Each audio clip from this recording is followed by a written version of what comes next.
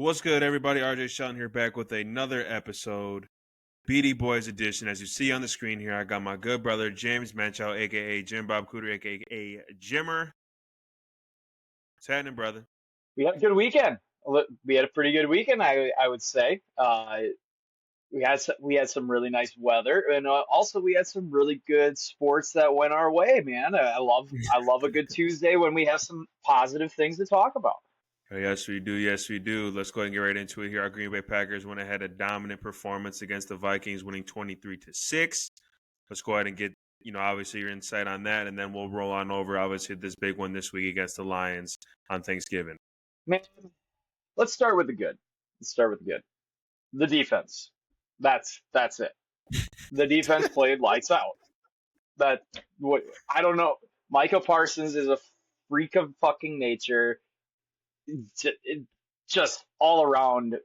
And also, JJ McCarthy's he's so bad, dude.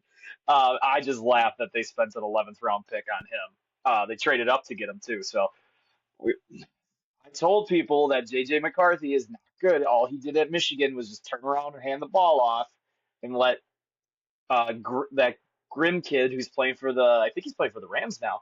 Uh, Yep. just run all over everybody and then let the Michigan defense take over.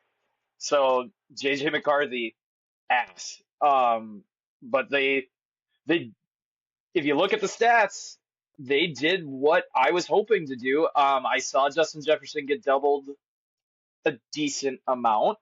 Um, if you look at his stats, he only had 4 catches. I mean, when you hold Justin Jefferson to 4 catches for 48 on 6 targets, you're doing something right. Absolutely. So I don't think we need to talk to it about anything with the defense. They held them to 145 held the Vikings to 145 yards of total offense. Third down, Vikings were 2 of 9, garbage. Um, they sent him 5 times, which is absolutely incredible, and really just dominated the time of possession as well. Green Bay had 37 minutes of the ball compared to the 22 minutes that the Vikings had. So, and you held the team to single-digit points. So there's nothing to talk about here. They made the Vikings play from behind, which isn't their strength. And the defensive line just pinned their ears back and just teed off on JJ McCarthy. Now, another really nice special teams performance, I'd like to probably say. Obviously, you got a turnover on special teams. Daniel Whelan proves to be a very valuable weapon as a punter. So nothing really to talk about there. Brandon McManus looks fine. So now we get to the offense. I'm gonna say this. I don't think I've ever been more fucking angry at a 17-point victory from an offensive standpoint than I was in this game, because it was so frustrating to watch Matt LaFleur absolutely just say, nah, like, just coach this game to not lose. He didn't go for the throat like any other team would have. He's just like, doesn't matter. I mean, I know your defense was playing great. Like, don't get me wrong. It's easier to make some of those decisions when it's like, well, I'm daring you to play offense. Like, I'm daring you that I know our defense is better than your offense, so I don't have to really put the gas down. Your offense was way better than their defense, too. Put the fucking gas down. The amount of third and short runs I saw this game made me want to rip my hair out. And especially towards the end of the game, it's just like, just run a short pass. Let Jordan. Oh my God. It really makes me angry how Matt LaFleur basically runs an offense as if Jordan Love is like a Mac Jones or a JJ McCarthy. Right. Like, you have one of the best quarterbacks in the league, and you just didn't take a chance this game. You really just played really conservative. Obviously, hats off to Emmanuel Wilson, stepped up in a big way. That man was a workhorse. Like, you want to talk about a guy that they ran into the ground? Emmanuel Wilson had 28 carries for 107 yards, 2 touchdowns, and then he also had 2 catches for 18. The boy was, I was like, holy shit. I mean, this guy's, I think they handed the ball off to him 5 times in a row at one point, 5 straight plays, and the guy didn't come out until the fifth play. It was incredible. So hats off to him. Again, it was just so frustrating. It was like 3rd and 3, 3rd and 1. It got predictable. I mean, sometimes they converted, which is fine. But again, Christian Watson looked really good, I will say. I think he is progressing and starting to look like a very, very good wide receiver one capability. It doesn't look like he's just run straight down the field and we're going to throw up a bomb to you. He's looking more of a complete wide receiver, which is good. But really, it was hard to judge anything else because you only threw the ball 21 times. Right. So, or 22 times. One of those was with Malik Willis. You threw the ball 21 times. So how we can't judge anything from this game offensively except for Matt LaFleur being a absolute pussy and not and just so conservative. I mean, again, I know that you can't. I know that the defense was playing well. I know it changes your coaching, but you gotta like take that game into your hands. That's your rival. That's an NFC North rival. And stomp on their throat. He just kept saying like, "Yeah, I'll just take field goals." So it's really frustrating on some of those where it's just like it was 3rd and 3, 3rd and 1. And it's just like, damn, like can you just go for it once and just like that's just the mentality of this team too. It's just so conservative, so complacent. It was very frustrating to watch for me. You went 7-14 on 3rd down, which is really good percentage. You ran 65 plays. You only had 1 sack, so 2 penalties, so clean game. You went 2 for 4 in the red zone, which again was from his conservative. There's a lot of 3rd and shorts in that in those other 2 times in the red zone, and he just didn't go for it. So I don't know. It was really frustrating for me for offensively, and that's the first time I think I've ever said that about a 17-point victory. It honestly should have been a 30-point victory. Yeah. They could have beat the absolute piss out of them, and Matt LaFleur just was like, I'm good. And it's just like, I mean, he only threw the ball for 142 yards, and you rushed the ball for 146. I'm like, he just has some type of infatuation with running the ball this year. I mean, he did last year only because you had Josh Jacobs, your offensive line was playing really well. You didn't have many wide receivers healthy, but now your wide receiver core is getting healthier. But now you're just making a point, especially with Josh Jacobs, how you would think, oh, we're gonna run the ball, we're gonna throw the ball a little bit more. Exact opposite.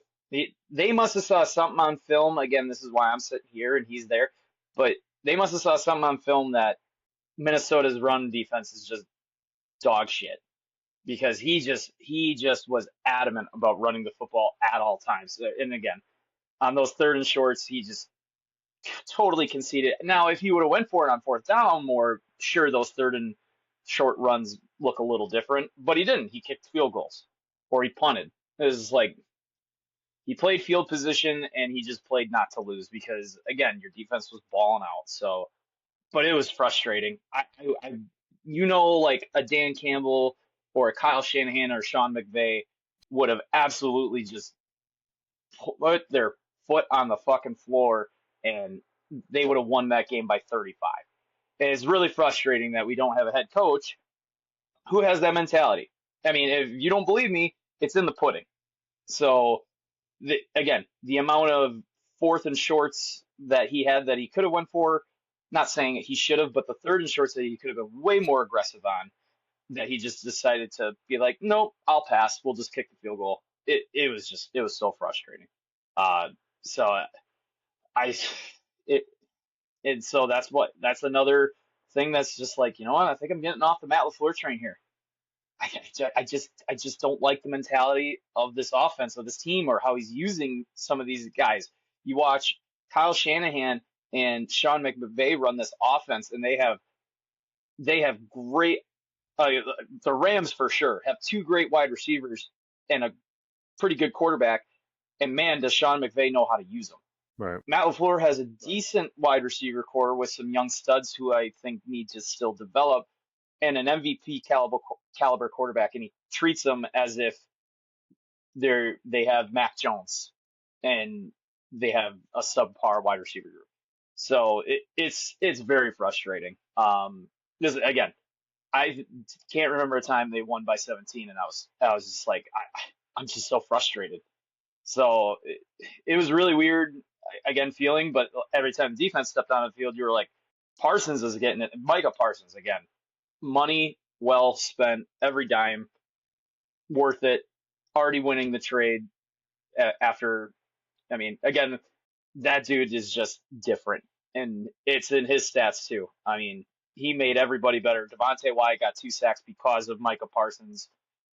Um, so it hats off to the defense, but man, that just losing no killer instinct in this offense is really frustrating in a game like that where your defense is basically controlling the game and you could have free reign on offense to be as aggressive as you want, and you decided to go conservative. So it was really, really frustrating. I couldn't even agree more with you. It's just disgusting to see that as we're damn near, week 13 or week 12 right now about to be, but you can't go ahead and fault a win against that. That was good. That was good to see that our defense was, obviously playing, but Lord only knows what's going to happen when we go ahead and face the Lions. Just to throw a little stat out here, Jordan Love is 2-0 in Thanksgiving games. 2023, obviously that was against the Detroit Lions. We won that one 29-22. He was 22 of 32 from the field, 268 yards passing, 3 touchdowns. And then the second win was obviously against the Dolphins, where we won that one 30-17. He was 21 of 28 from the field, 274 yards passing, and 2 touchdowns. Well, we don't know what we're going to see in this third game, but hopefully maybe this just gives him the free will. But what are kind of some things that you think that need to happen in this game, obviously besides a W? Because the Lions went ahead and had the Giants on the ropes, came out and won that one. I mean, that made us look really well. They absolutely shouldn't have. That made us look really good. That made me so fucking mad. I was like, what, why are you going for it on fourth down? Kick the field goal, make them score. I was like, this is why you should have a 12-year-old standing on the sideline with game situations and be like, yo, coach, I have this situation all the time in Madden. Let's just take the field goal. I don't know why analytically. I know you're 2-9, but you're not going for it on fourth down in a tie game. You have a 3-point lead in your field goal range indoors, and you could kick a field goal to make them score a touchdown. But playing soft coverage in the NFL with only 3 points to get is so easy. I was ripping my hair out. I was like, this should not be a fucking thing, and I was so tough. Mad. So sorry. I just was like ripping my hair. Oh man, I was just like, that's why you're 2-9. Like. You're not a good football team, but you were in a great position to win, and your dipshit interim head coach decided to, you know what, let's go for it. No, fuck. That just lost you the game. There's time to be aggressive, like, again, with the Matt LaFleur thing. There's time to be aggressive, there's time to be conservative. That was the time to be a little conservative. Like, just take your points. Oh man. So, but let's get into this though with our team that we actually care about. Obviously, the Packers. Yeah. What are some things that need to happen in this game for them to go in and get this W? Because this is going to be, I think, another tight game. And I don't know. I don't really know. I haven't really sat and thought about what this game's going to be because I never know what I'm getting with my offense. I know what I'm getting with the defense. But talk to me about this kind of situation here, what we're looking at on Thanksgiving at noon. Offensively, it'll be interesting to see if Josh Jacobs plays, because they held him out on Sunday, probably because of the short week. And it'll be interesting to see if Jaden Reed plays. So we'll see if those two play. If they play again, I need aggressive play calling, especially with Dan Campbell. Dan Campbell changes the way you coach because he's gonna go for it on fourth down all the time. He's gonna be aggressive. He's gonna pull up trick plays. They got a great offense. They're gonna score points.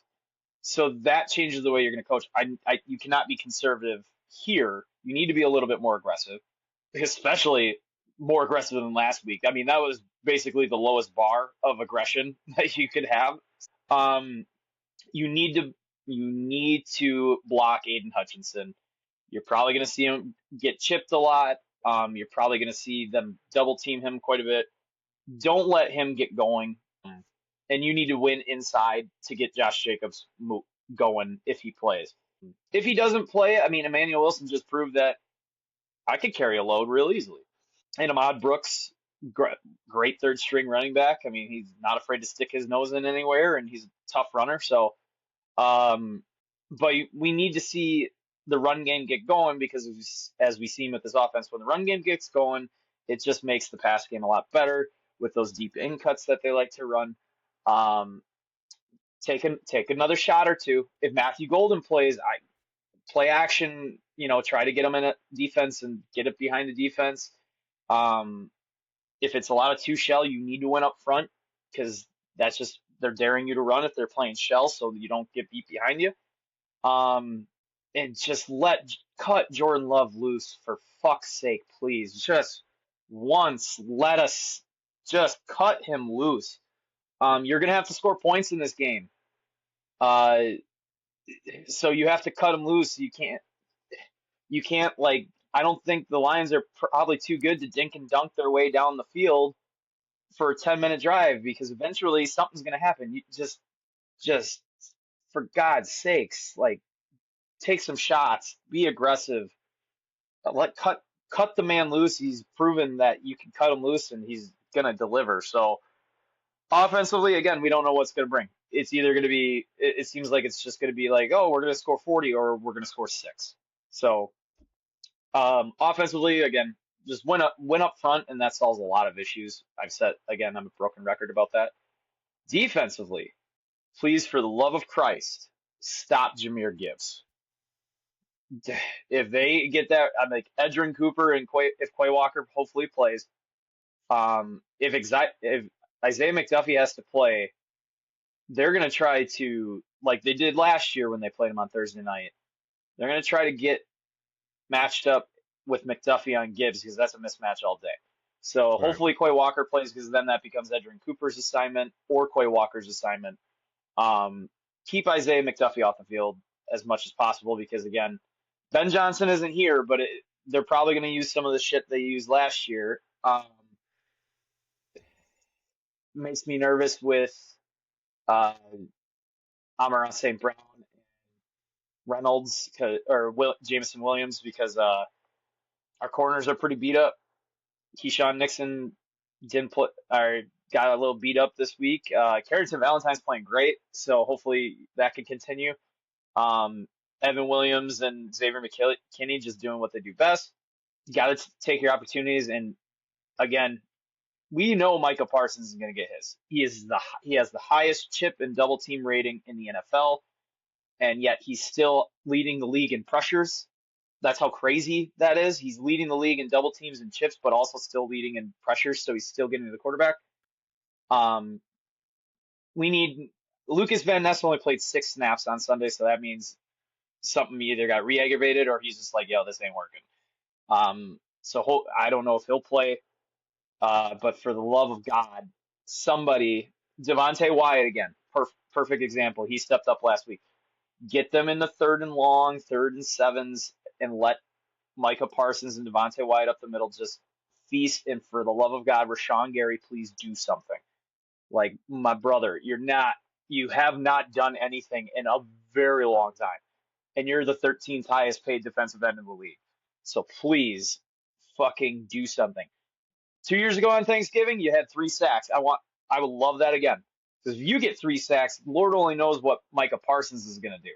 So it'll be interesting to see if they try to put Micah on their right tackle, their all-pro right tackle, and see if they can just one-on-one him. I don't think that's a great idea because Micah Parsons is all-world. I mean, don't get me wrong, that right tackle is all-pro, but Micah Parsons is a different demon. But they move Micah around so much. So we shall see. It's going to be, again, a battle up front, and I would think it's going to be more about the linebackers versus running backs this game with Gibbs than anything else. Again, if Quay Walker doesn't play, I think we might be in trouble because, again, they're going to try to get mismatches on Isaiah McDuffie all game. If Keyshawn Nixon doesn't play, I don't know if he played the full game last week. I just don't remember seeing him that much. He didn't play at all If last he week. doesn't, I think he got like a stick. Oh, he got a stinger in like the second quarter, so then he didn't play for the rest of the game. If he doesn't play, I mean, as much as I've been kind of a hater on Keyshawn Nixon most of the time, you would still want him in there because I mean they don't have Nate Hobbs, and I honestly don't know what kind of depth they have at corner. So uh, it'll be tough. It'll be interesting because the middle of the field has to have a good game because they like to exploit the middle of the field with Amon-Ra St. Brown. So we'll see. Hopefully they maybe run some traps or some cover three traps with Xavier McKinney crashing down, trick Jared Goff a little bit, but you got to win it up front. You got to stop the run and make them one dimensional in some way, shape, or form. Uh, and special teams keep not fucking up. I mean, punt return doesn't look good. Like our punt return unit is last in the NFL. It's really bad. But our punt defense or kicking while punting, we are one of the best in the NFL. So I mean, you got to try to win some field position games. You're indoors, so kicking isn't going to be an issue.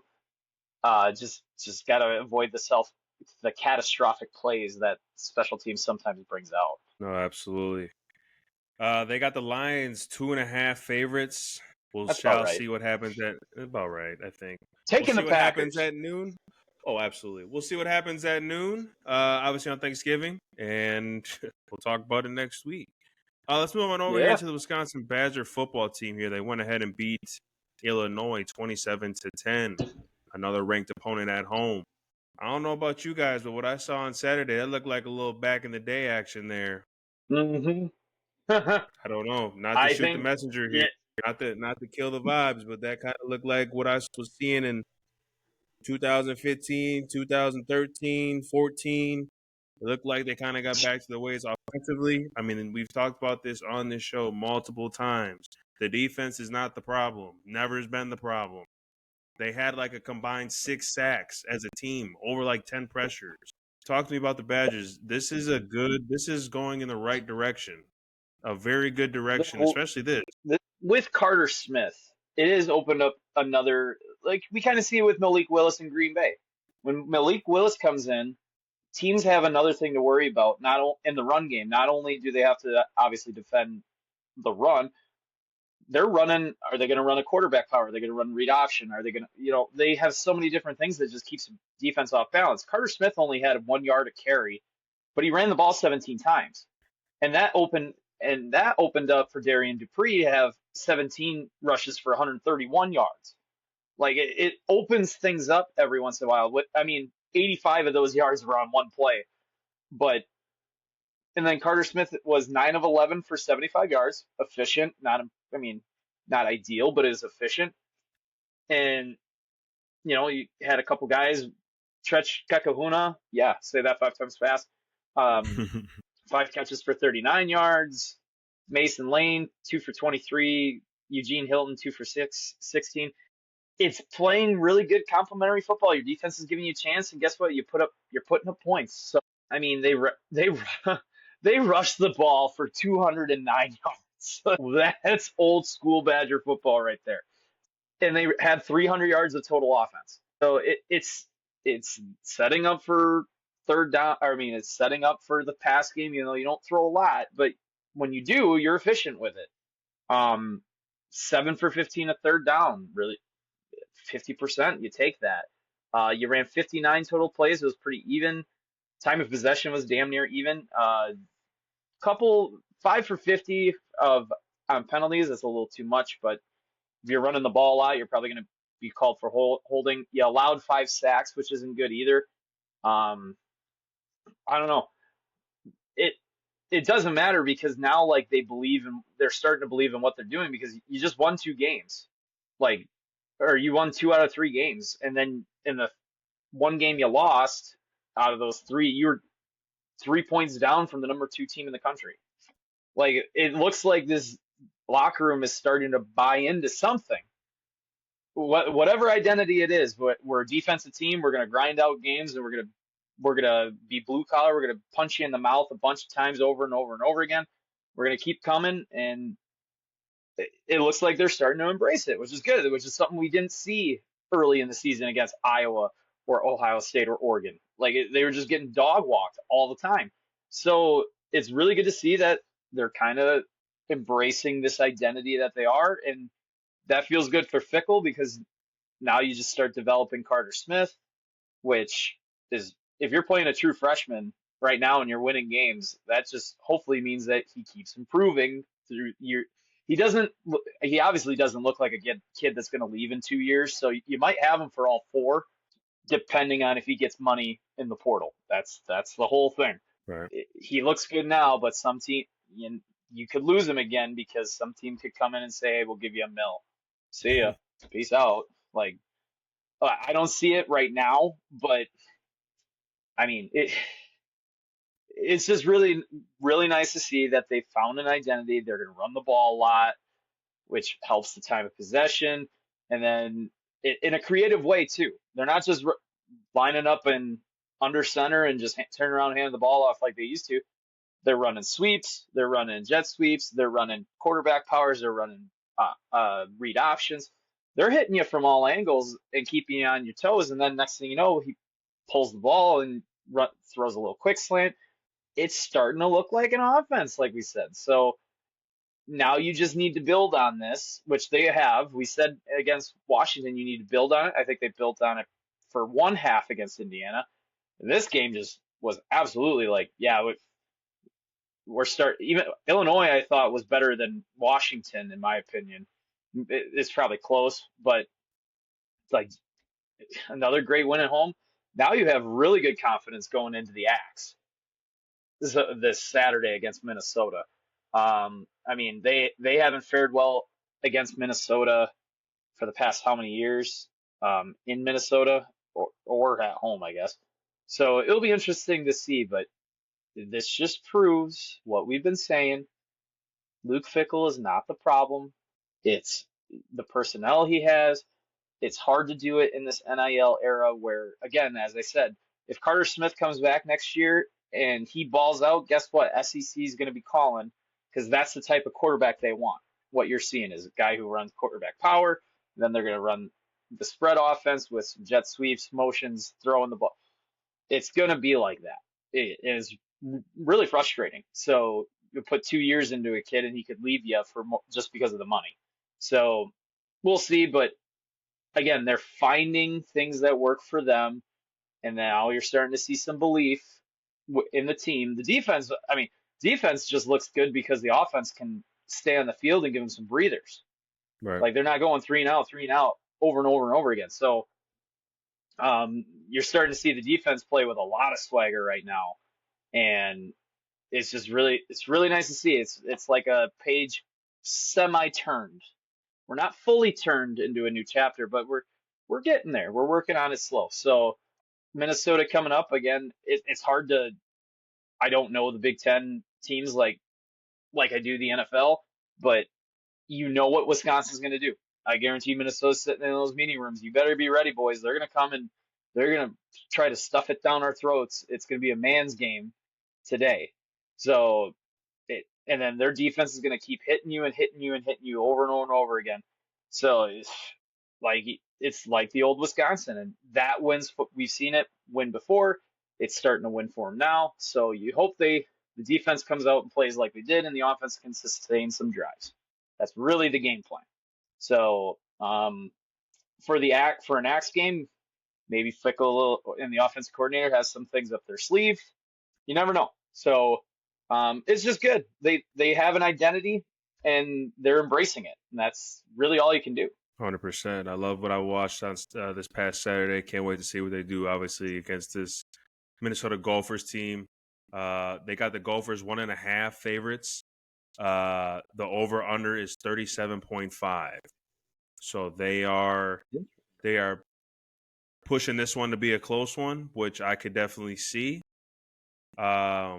I don't know. I think that now that they're at that point, I think there's going to be some wide receivers involved this game that are going to kind of eye pop for Wisconsin that they're not going to expect to go ahead and have a game. Yeah, I think I don't I can know. see it. Who knows? I don't know, but we shall see. I don't know. I just think that now This run game that will they help got on the this road going. too. Oh yeah, absolutely, So now you absolutely. don't have So to worry about an air raid or anything like that. They're running the ball. It's gonna help on the road more too. I'm trying to see here. So we got the just for all of just obviously NCAA rankings and all that stuff. They're 35th in rushing yards given up, and they're 76th in passing yards. Obviously, their big thing is sacks, but at that point in time, they're not going to. If I'm looking at this game, or if I'm able to go ahead and say some, from offensive perspective, you run the football and do what you did these past two games, there should be no rhyme or reason that you should not win this game. Yeah, Point blank. absolutely. Yeah, if you can run the ball effective, if you can rush the ball for 200 yards again, I don't know why you're losing this game. So, uh, I don't know. I've been wrong before, but if you run the ball for 200 Same here. yards, so we'll see. But it should be a fun one. It definitely should. And that one is at 2:30. That one is at I think it's what TFC Bank Stadium, whatever they call it. Who cares? But that one is in Who gives a Minneapolis. But that one's at 2:30.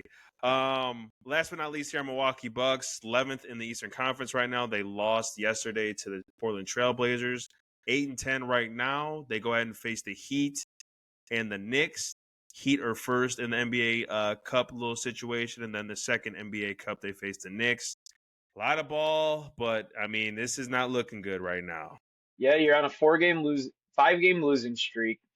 Um, which most of those games are without Giannis Antetokounmpo. Um, it's hard to replace 30 points with averaging a double double every night. It's hard to replace that. Yes, it is. You lost to the Pistons, and the Pistons are playing really good. You had a heartbreaker against the 76ers. You played a really close one to the Cavs or basically without Giannis for the 3 quarters.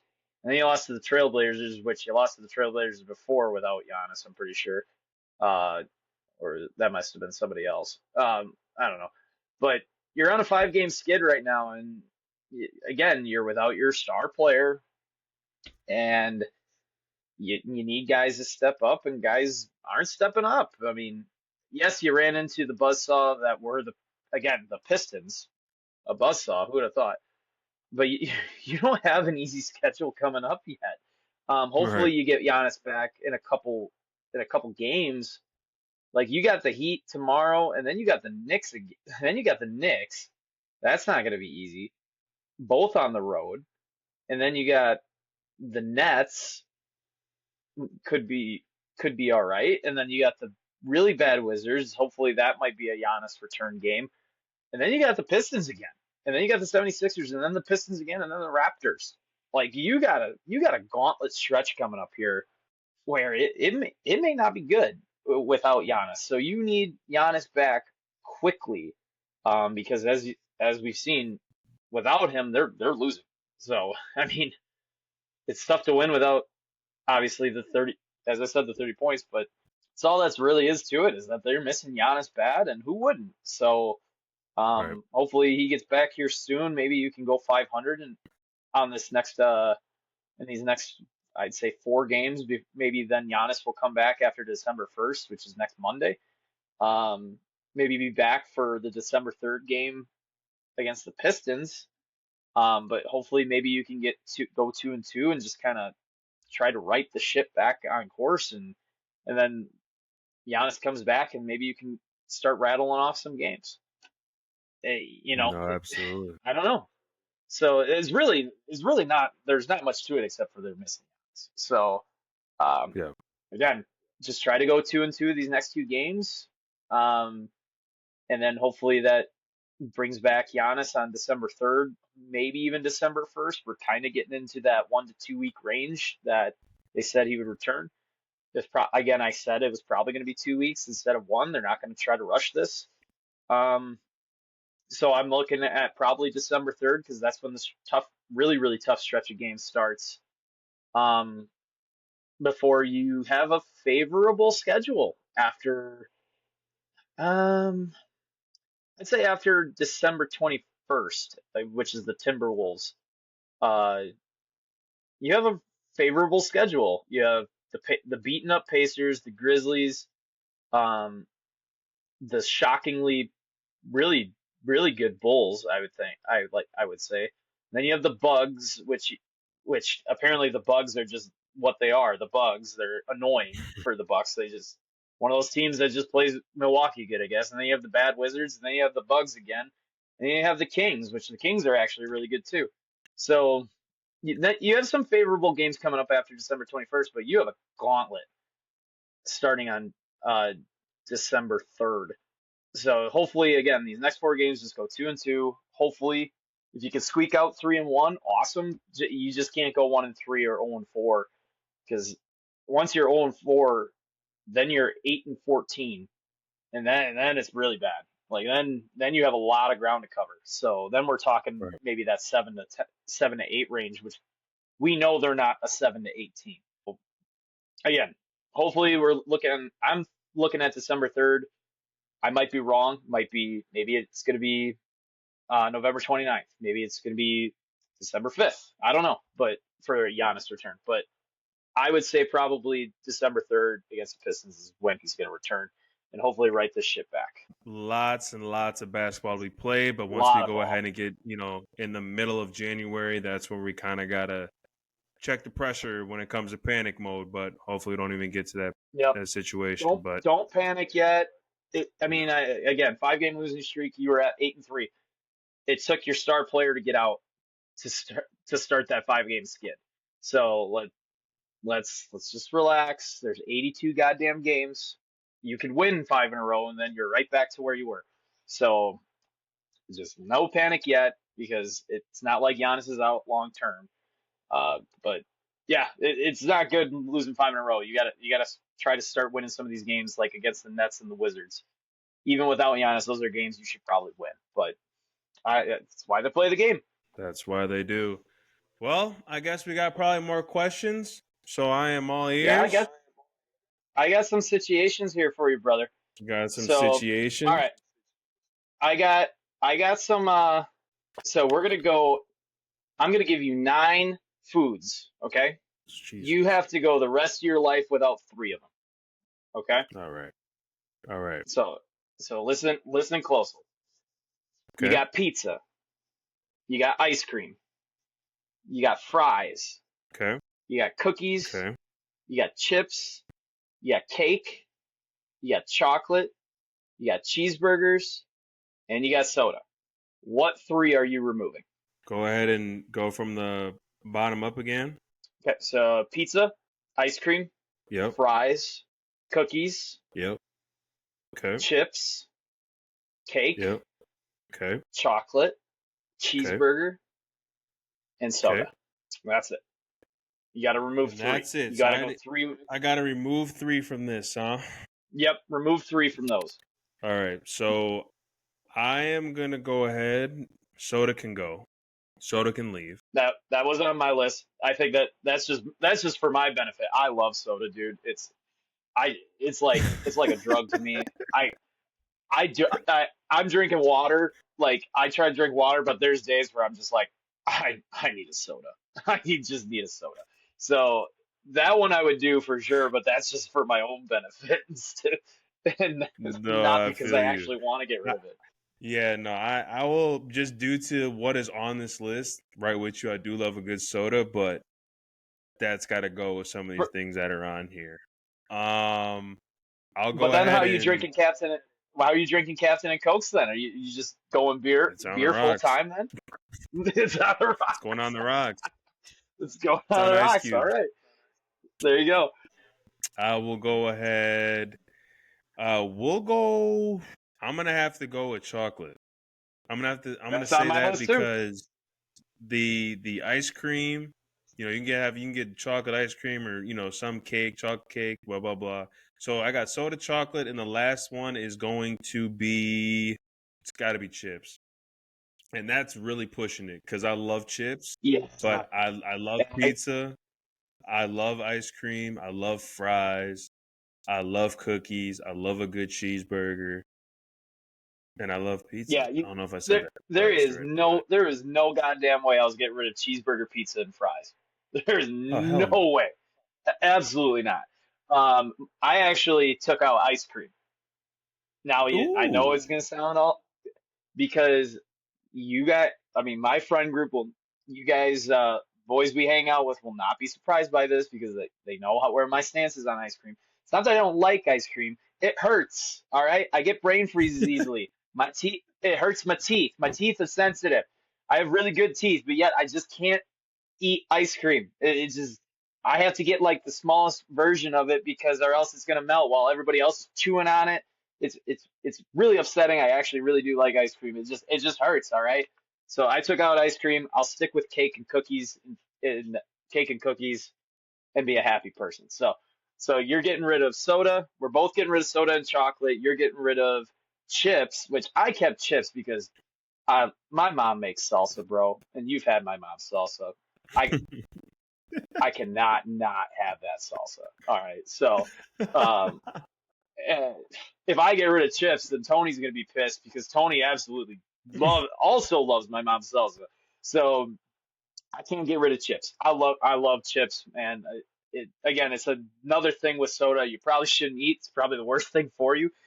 But I love a party where it's just like, ooh, you got some ruffles with some sour cream and or some dill. It's just fantastic. Yeah, chips stayed, ice cream went, and you got rid of chips. You went really healthy on that one. Getting rid of I soda try and to do my chips, best, man. man. I try to do my Yeah, best, man. yeah.